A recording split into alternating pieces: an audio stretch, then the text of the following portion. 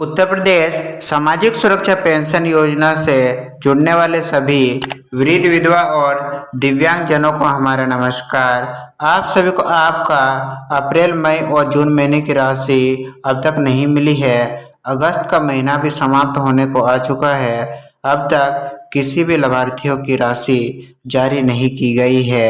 कुछ लाभार्थियों को जुलाई के महीने में दिया गया था, वही अगस्त के महीने से ही कुछ तकनीकी समस्या आने के कारण सभी पेंशन धारकों की राशि रोक दी गई थी। बताया गया था कि अगस्त के एंड में आप सभी के बैंक खाते में पेंशन राशि देखने को मिल जाएगी। आखिर ऐसा क्या हुआ कि अगस्त के एंड में भी आपको पेंशन राशि देखने को नहीं मिली? सभी वृद्ध विधवा और दिव्यांगजनों की राशि वापस से कब जारी की जाएगी और आपको 3,000 मिलेगी या बढ़ा हुआ पेंशन राशि 4500 रुपये दिया जाएगा? कंप्लीट अपडेट को इस वीडियो में हम बताने वाले हैं। चैनल पर पहली बार आए हैं तो चैनल को सब्सक्राइब करके चैनल के साथ जरूर जुड़िएगा, क्योंकि इसी प्रकार से हम उत्तर प्रदेश सामाजिक सुरक्षा पेंशन योजनाओं से जुड़े अपडेट्स को समय समय पर लाते रहते हैं।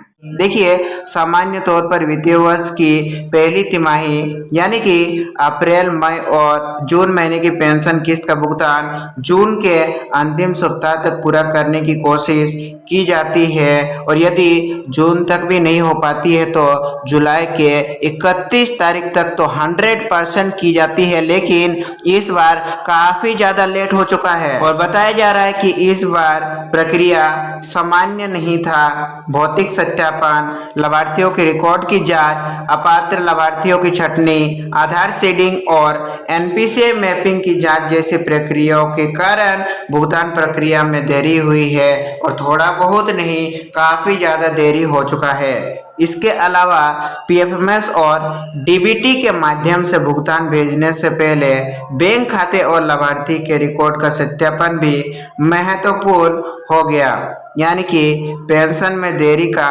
एक बड़ा कारण सत्यापन और बैंकिंग मैपिंग प्रक्रिया रही है। जिन लाभार्थियों का सत्यापन देर से पूरा हुआ या जिनका बैंक खाते की एनपीसीआई मैपिंग जांच में थी, उनके भुगतान को बाद के चरण में शामिल किया जा रहा है, और अगले चरण में 100% आप सभी लाभार्थियों को भुगतान मिलने जा रहा है। उत्तर प्रदेश में सामाजिक सुरक्षा पेंशन से जुड़े लाभार्थियों का प्रशासन अलग अलग विभागों के माध्यम से होता है। देखिए, लगभग बताया जा रहा है कि वृद्धावस्था पेंशन के 68 लाख से अधिक लाभार्थी पेंशन योजना से जुड़े हुए हैं या पात्रता सूची से अभी फिलहाल वर्तमान समय में जुड़े हुए हैं। वही यदि विधवा पेंशन धारक को देखें तो लगभग 32 लाख माताएं बहनें जुड़ी हुई है, और करीबन 11 लाख दिव्यांगजन पेंशन योजना से जुड़े हुए हैं, यानी कि सबसे बड़ा संख्या वृद्धावस्था पेंशन धारकों का ही है। इसी वजह से वृद्धावस्था पेंशन के लाभार्थियों के रिकॉर्ड का सत्यापन और भुगतान प्रक्रिया बड़े पैमाने पर चलती है। पहले चरण में दिव्यांग और विधवा पेंशन के भुगतान को आगे बढ़ाया गया। इसके बाद वृद्धावस्था पेंशन के बड़े डाटाबेस को प्रोसेस किया गया, और जिन लाभार्थियों का भुगतान तकनीकी या सत्यापन संबंधी कारणों से छूट गया था, उन्हें भी अगले चरण में शामिल किया जा रहा है, और अगले चरण के भुगतान में उनके बैंक खाते में उनका बकाया पेंशन राशि भेजने की तैयारी की जा रही है। आखिर अप्रैल मई और जून महीने की पेंशन 3,000 रुपये है या 4500 रुपये?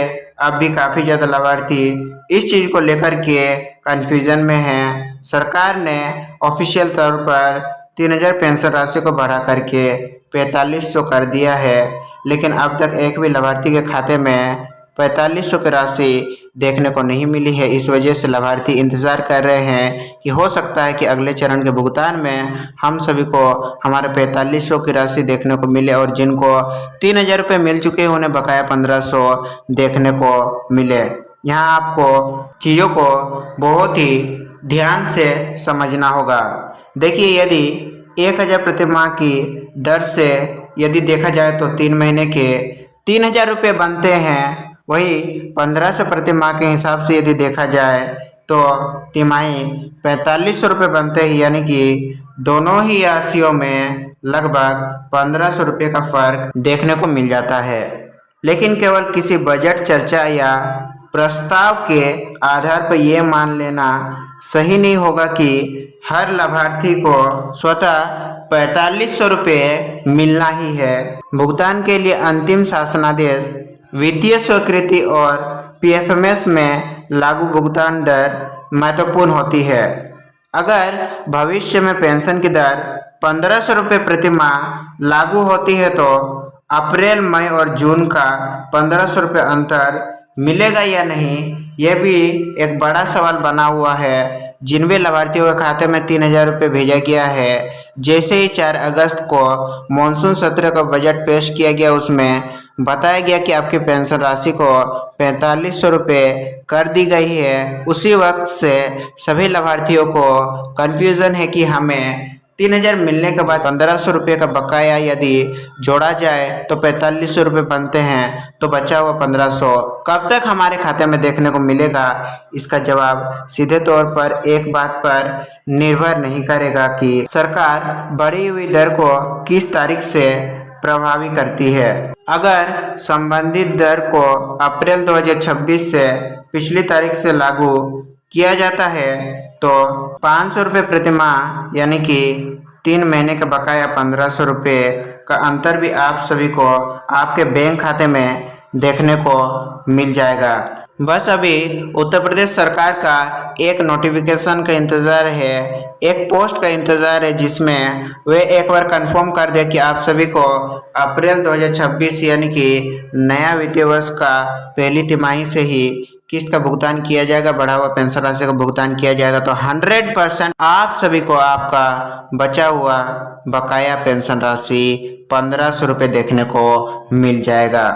लेकिन अगर बढ़ी हुई दर केवल भविष्य की तारीख से लागू होती है तो अप्रैल, मई, जून का अंतर स्वतः देय नहीं माना जाएगा। इसीलिए 1500 रुपये एरियर को लेकर अंतिम स्थिति शासनादेश और वित्तीय प्रावधान पर निर्भर करेगी। जिन लोगों की अप्रैल, मई, जून की किस्त अभी तक नहीं आई है, उन्हें कब तक पैसा मिल सकता है। दिए गए प्रशासनिक विश्लेषण के अनुसार जिन लाभार्थियों का सत्यापन देर से पूरा हुआ है या जिनके बैंक खाते की एनपीसीआई मैपिंग की प्रक्रिया लंबित थी, उनके भुगतान को बाद के चरण में भेजा जा रहा है। बताया जा रहा है कि सितंबर के मध्य तक शेष पात्र लाभार्थियों के भुगतान को पूरा करने का लक्ष्य रखा गया है। हालांकि हर व्यक्ति के खाते में पैसा एक ही दिन आएगा ऐसा जरूरी नहीं है। हो सकता है कि कुछ लाभार्थियों को 10 सितंबर के बाद से भुगतान मिले, वहीं कुछ लाभार्थियों को 15 सितंबर के बाद भी भुगतान मिलने की संभावना बताई जा रही है और 20 सितंबर तक लगभग सभी लाभार्थियों के खाते में राशि आने की संभावना बताई गई है।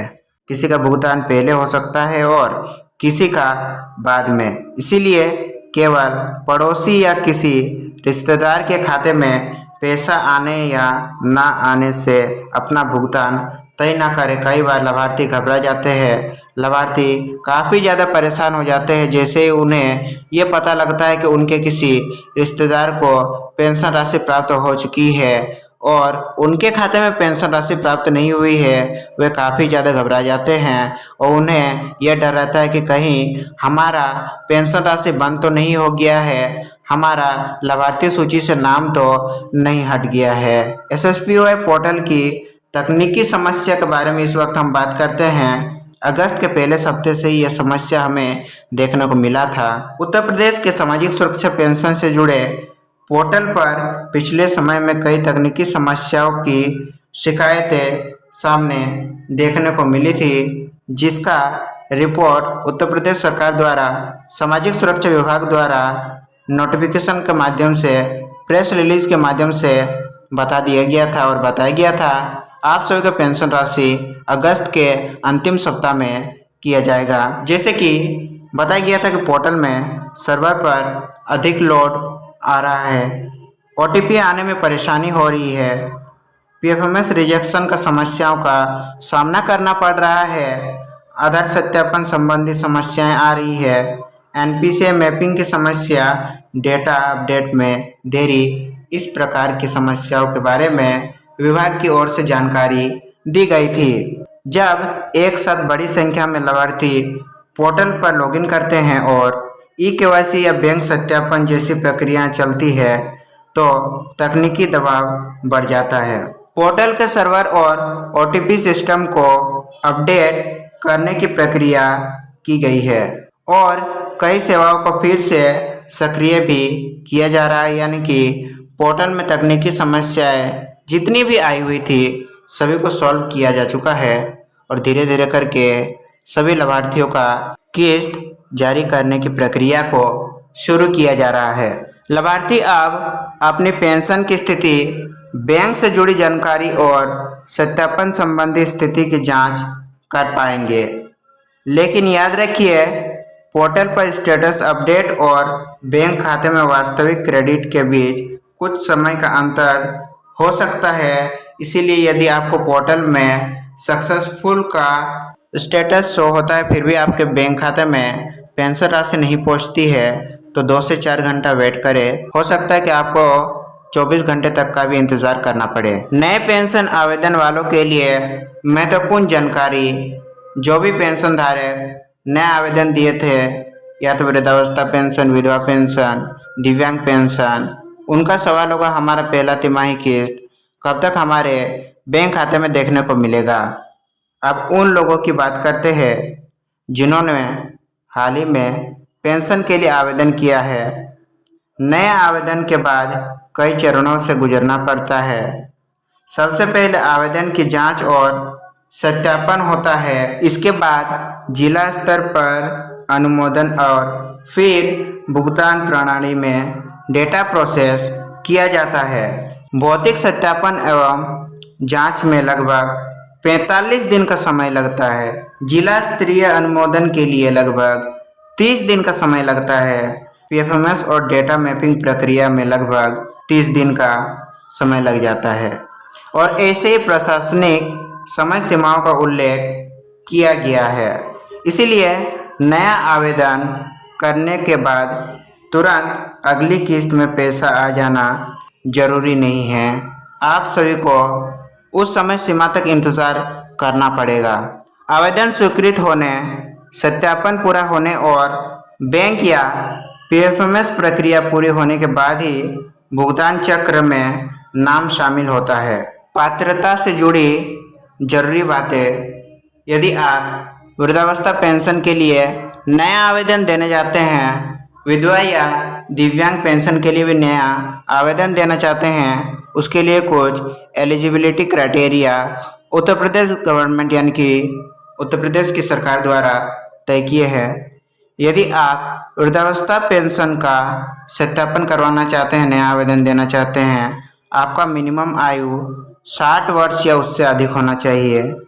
वही आयु महत्वपूर्ण पात्रता मानदंड है, इसीलिए इससे रिलेटेड सही डॉक्यूमेंट देना भी अनिवार्य है। ध्यान रखें, अब तो आधार कार्ड को आयु प्रमाण के रूप में एक्सेप्ट नहीं किया जा रहा है, इसीलिए आपको आयु प्रमाण के लिए कोई और दस्तावेज देने होंगे।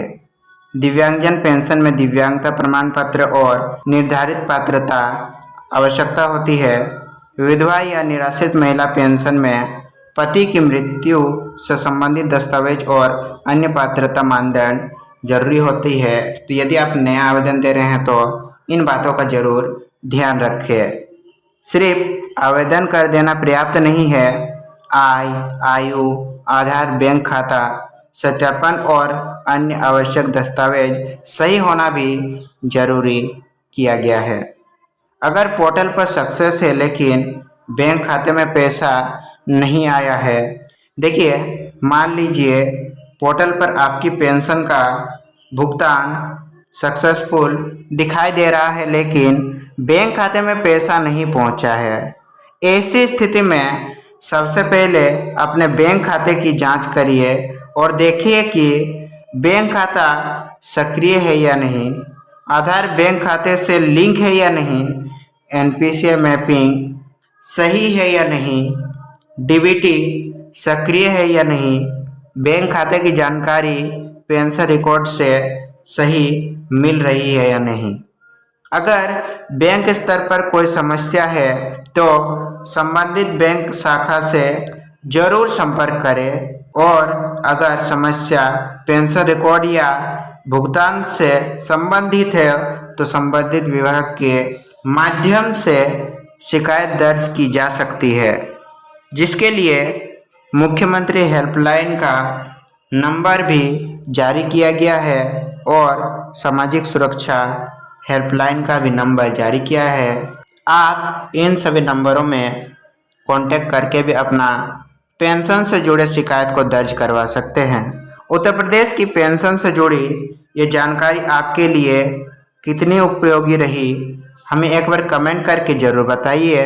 और आपकी अप्रैल, मई और जून महीने की पेंशन 3,000 रुपये आई है, 4500 रुपये आई है या अभी तक कोई भी पेंशन राशि देखने को नहीं मिली है, एक बार हमारे कमेंट सेक्शन के माध्यम से साझा करना ना भूलें। और वही कमेंट में सिर्फ आपको इतना लिखना होगा कि 3,000 रुपये, 4500 रुपये अभी आई है या नहीं आई है। इस प्रकार से आप छोटा सा कमेंट नीचे लिख सकते हैं। इससे दूसरे पेंशन लाभार्थियों को भी वास्तविक स्थिति समझने में मदद मिलेगी और आप भी जब कमेंट करने जाएंगे दूसरे लाभार्थियों का स्थिति को समझ करके आप निश्चिंत हो पाएंगे कि हाँ, सही में उत्तर प्रदेश में बाकी लाभार्थियों को भी पेंशन राशि अभी तक नहीं मिली है। यदि वीडियो उपयोगी लगी हो तो अपने परिवार और आसपास के पेंशन लाभार्थियों तक जरूर शेयर करें।